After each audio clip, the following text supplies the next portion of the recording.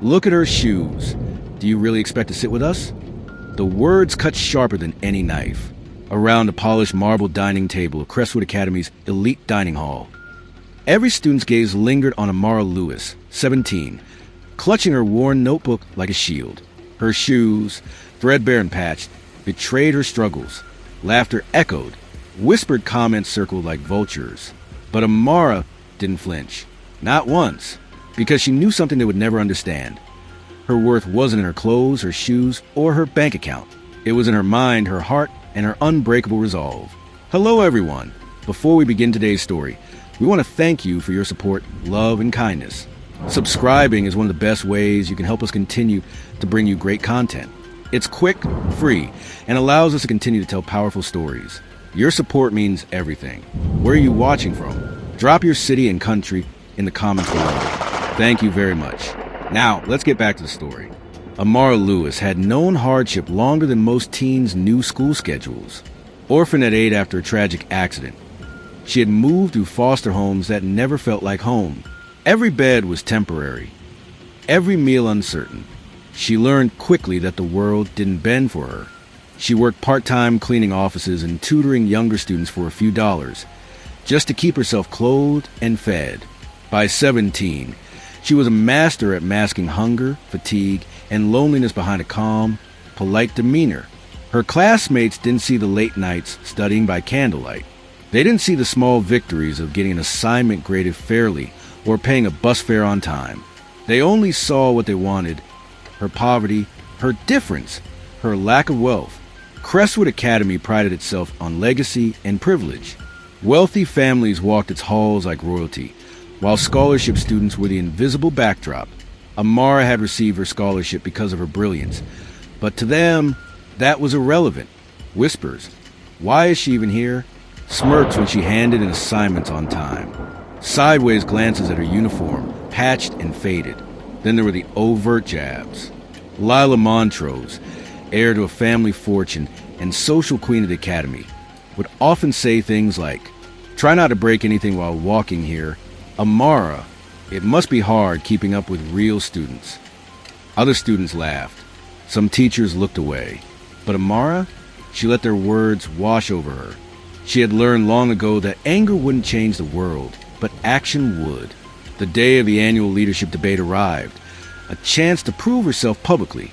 Every privileged student had a polished speech, rehearsed gestures, and a cheering squad. Amara, she had her words, her knowledge, and her courage. When she stepped to the podium, someone accidentally tripped her. Papers scattered across the polished marble floor. Lila laughed, the room snickering in unison. A hush fell as Amara knelt to gather her papers. Her chest heaved, but her voice didn't shake. She stood, held her notebook tightly, and said simply, "Let's begin." What they didn't know was that Amara had prepared beyond what anyone imagined. Every argument, every fact, every rebuttal was memorized. She spoke with clarity, authority, and empathy, weaving solutions that exposed privilege, injustice, and the power of merit over money.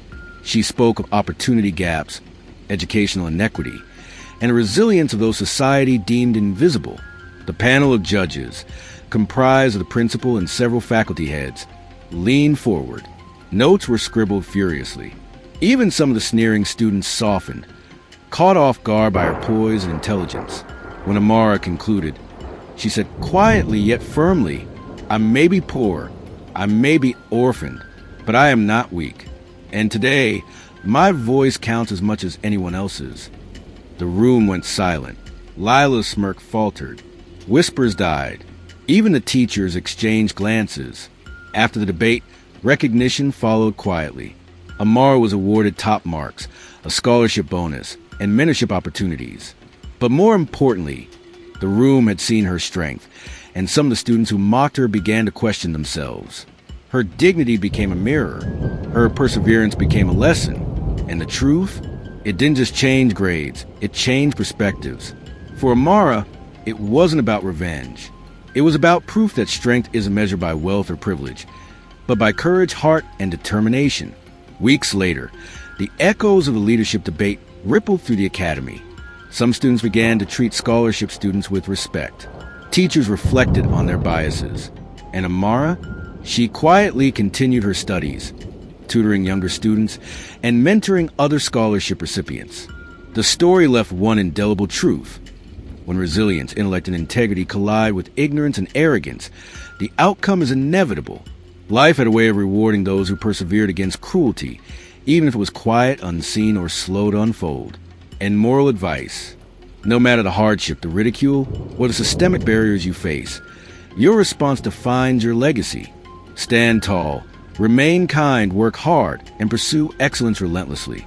Life will reward those who rise above adversity with integrity, not immediately, but inevitably.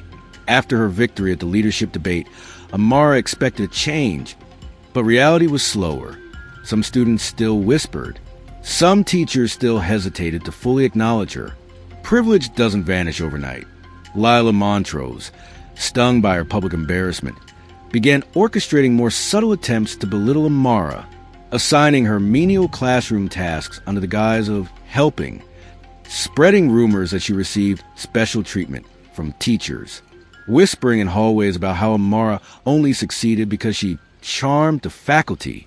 But Amara had learned a crucial lesson from life on the streets and foster homes. Humility doesn't mean weakness, and visibility doesn't mean vulnerability. Each insult, each rumor, she handled with calm grace. She didn't retaliate publicly. She let her actions speak. One afternoon, a younger student, Jada, approached Amara in the library. She whispered nervously, I wanted to say thank you. You make me feel like I can actually belong here." Amara smiled, placing a reassuring hand on the girl's shoulder. "You do belong. Don't let anyone tell you otherwise." Word spread quietly. Other students, previously indifferent or cruel, began to notice her strength. Her resilience was contagious. For the first time, Amara realized that her life experience, the pain, the hunger, the isolation, had shaped her into someone who could stand for others, not just herself. The school announced a prestigious citywide academic competition, open to all top students. Lila entered, confident in her family's reputation. Amara applied quietly, knowing her only advantage was preparation and intellect. The day of the competition, the judges, unaware of any personal drama, were immediately captivated by Amara's poise, clarity, and depth. She didn't just answer questions. She taught solutions. She highlighted inequalities, proposed actionable reforms, and spoke about perseverance in the face of hardship. When the results were announced, Amara had won first place. She had done it on merit alone. Lila's shock was palpable. The privileged students who once mocked her now had to watch as Amara received accolades, scholarships, and media recognition. They tried to maintain their composure, but their whispers, smirks, and arrogant laughter were gone. The principal made a brief announcement during assembly. Excellence is not determined by wealth or status. It is determined by integrity, effort, and courage. Amara Lewis exemplifies all of these. The entire room fell silent. Eyes shifted to Amara, then to those who had belittled her. Their arrogance had been stripped bare. Amara didn't gloat. She didn't make enemies grovel.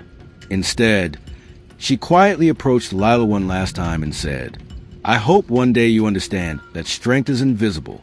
It doesn't need approval to exist." Lila froze, then turned away. Some students murmured apologies. Some teachers nodded quietly. Amara walked away, calm, composed, and fully aware of her own worth. She continued to tutor younger students, mentor other scholarship recipients, and pursue opportunities that others claimed were out of reach. Her past hardship had transformed into a foundation for future impact. Weeks later, the atmosphere at Crestwood Academy had subtly shifted. Privilege was still present, but respect for merit, resilience, and integrity began to emerge. Amara's story became a quiet legend, a reminder that those who rise above cruelty without abandoning their values always rewrite the rules of respect and influence. Poverty, hardship, or social bias cannot define your potential. Strength is measured not by what you have, but by how you respond to adversity. Stand tall, rise quietly, and let your integrity turn the tables when the world underestimates you.